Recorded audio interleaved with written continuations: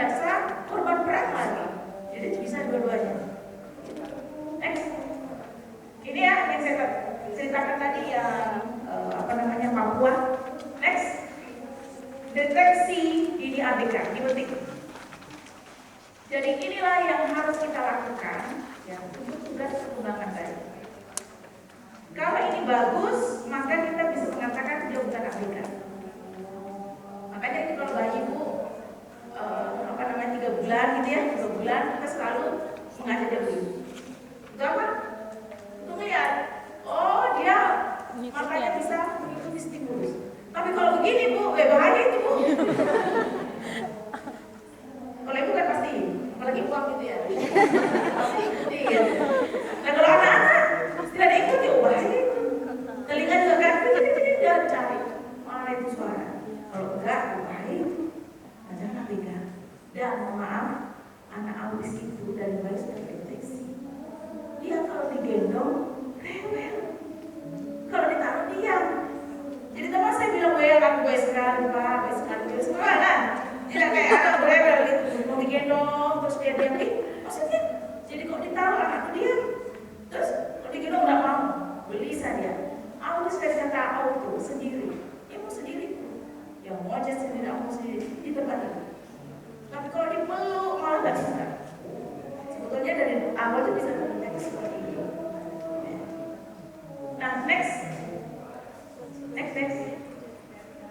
Halo. Next.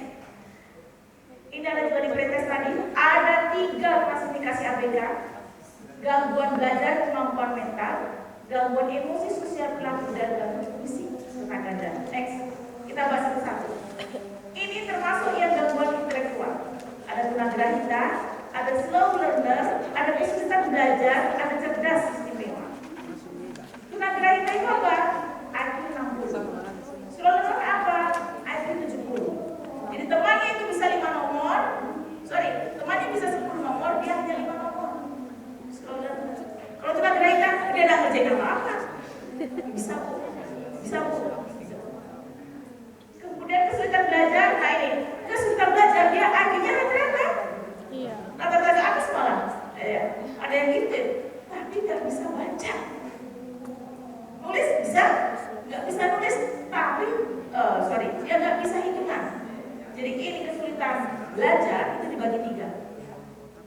Kesulitan dalam membaca, disleksia, kesulitan dalam menulis, disgrafia, dan kesulitan dalam matematika. Diskalkulia. 3 ini. Ya, distornya nggak bisa. Bu, ini anak ini kenapa bisa bu? Bahasa Inggris benar banget, tapi kalau matematika 0. Dia nggak bisa bedakan mana kumpulan mana satuan, karena ada gangguan di otaknya.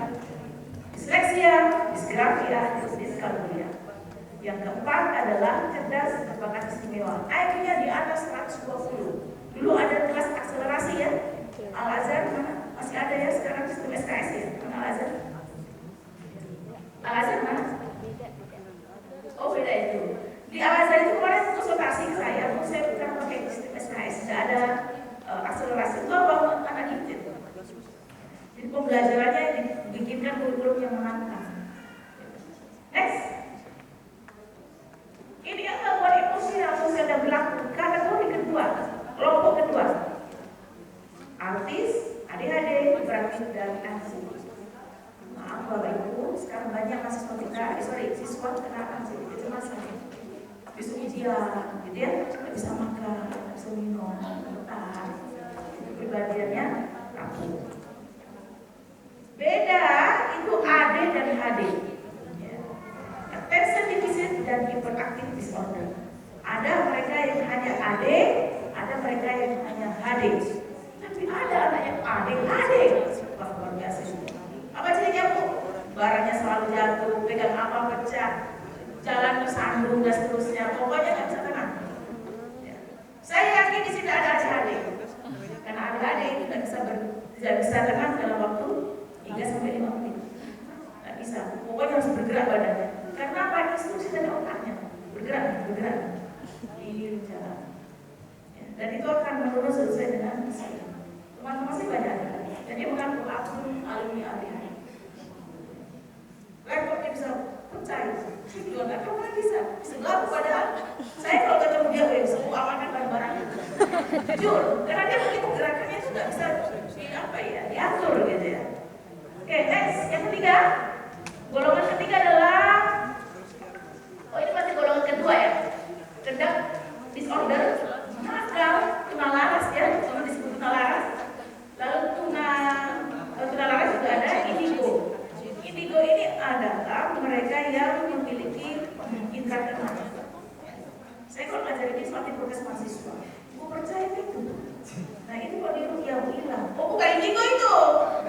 Indigo itu pasti satu keturunan. Yang kedua, IQ-nya di atas rata-rata. Jadi kalau ada orang di bawah rata-rata mengaku indigo, jangan percaya. Jangan percaya. Dan ketiga, yang memiliki kepribadian lebih dewasa dari anak-anak seusianya.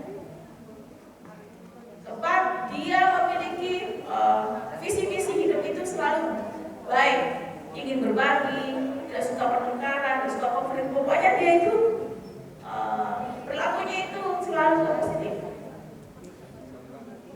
Dan dia nggak ember, maaf ya. Kalau ada orang ember, saya di situ jangan percaya. Karena kalau ini kebetulan, justru dia hati-hati berbicara.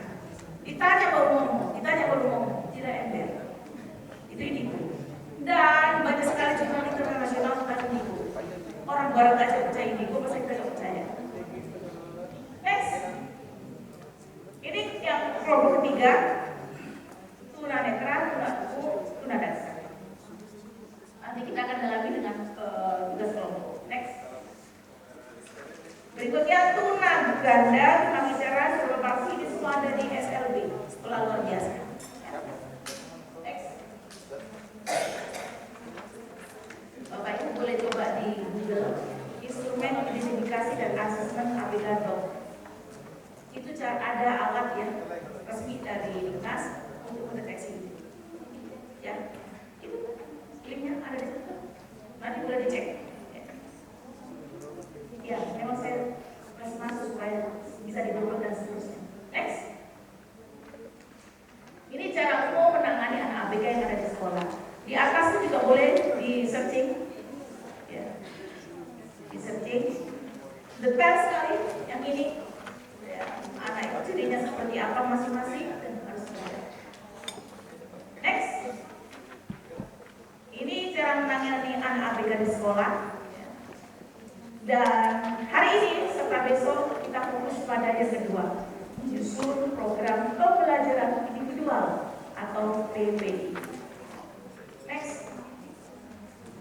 Ya, oke. Baik, saya kembalikan ke moderator pas 10 menit.